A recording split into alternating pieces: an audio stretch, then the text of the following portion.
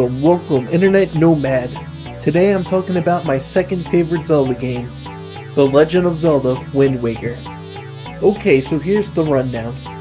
I'm going to talk about the game in detail. I will put a spoiler warning before the second half of the game.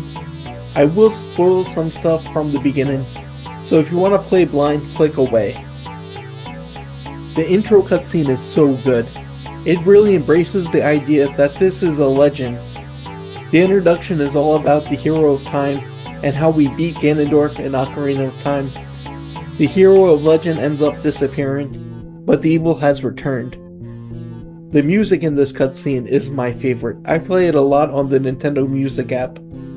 The game opens with Link being awakened on Outset Island. His sister reminds him it is his birthday. A tradition of this island is for young men who turn the age of the hero of time to wear a green tunic for the day.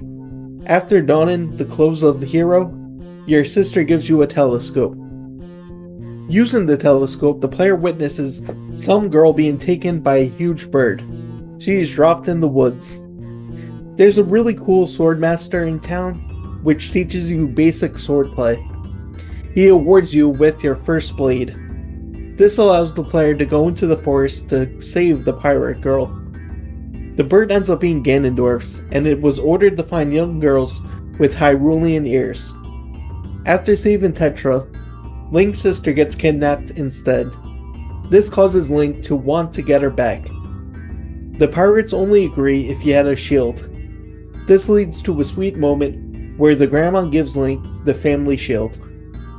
On the ship, Link does a swinging rope tutorial. After that, the pirates end up at the Forsaken Fortress. This is my most painful part of any playthrough. They believe the best course of action is to catapult Link to the island. He ends up losing his sword, which causes a stealth section.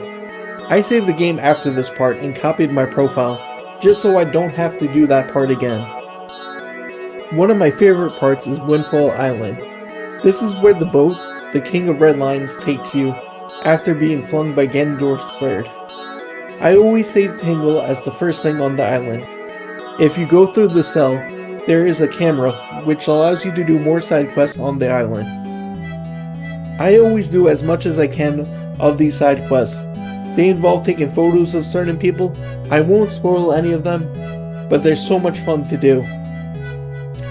A store owner gives you a sale which allows the player to arrive at the first dungeon. I experienced most of this game as a child by watching my older brother and parents play. When I got older, I would beat the game myself. The first two dungeons are burned into my mind. I love this game's design. Dragon Roost Island is awesome. I love how many side quests this game introduces in the first few areas. The mail minigame is so much fun. I spent hours trying to get the perfect run. Windfall has a group of kids who don't like school. I would try my best to get enough necklaces to get the mess from the school teacher. I had a strategy where I would use the first room of Dragon Roost Island's dungeon. Using the lock on with the grappling hook, you could steal the necklaces off the bad guy, go in and out until you have enough. The second dungeon is my least favorite dungeon. There is nothing wrong with it, but I just don't like the look. I remember beating the boss really fast one time. That was sick. If you're great with the sword, it ends in minutes. To get the third pearl, you sail back home, where there's a sealed cave which contains the fish, Jaboom. He gives you the pearl to help. After the Temple of the Gods is where I will put a spoiler warning. If you haven't played Wind Waker, I'd advise you to leave the video now. If you don't care, here we go, spoilers. Once you collect the 3 goddess pearls, Link goes to the 3 islands and places down the pearls. This reveals the Temple of the Gods. The Temple of the Gods is the 3rd dungeon. The water pearl isn't contained in a dungeon, which stinks. I know the Temple of the Gods could be considered a water temple since it's flooded, but the puzzles aren't water related. After ringing the bell and after beating the boss of the Temple of the Gods, a portal under the sea opens. The Lost Kingdom of Hyrule is under the Temple of Gods. Link retrieves the Master Sword. Thinking it could defeat evil, Link returns to the Forsaken Fortress. This time it is a dungeon and not a stealth section. Coming face to face with Ganondorf, it is revealed two major plot twists. One, Tetra is Zelda, and two, the Master Sword needs to regain power from the sages. Unfortunately, the game doesn't include all 7 sages like Ocarina. This time there are 2 sages who are missing from 2 more dungeons. This part I learned from my mom. She hit the Cyclone Spirit and received the song to fast travel. I love when games include a reason for fast travel. One location called Mother Sun Island contains a secret when you travel there. A fairy gives you fire and ice arrows.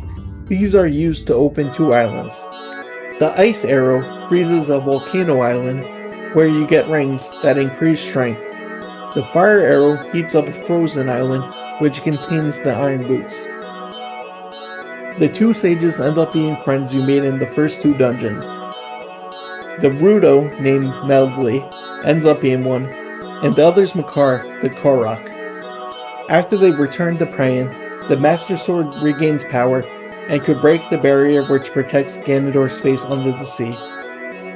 Also, you have to find the Triforce of Courage, which is a really long side quest, but it is required to enter into Ganon's final dungeon.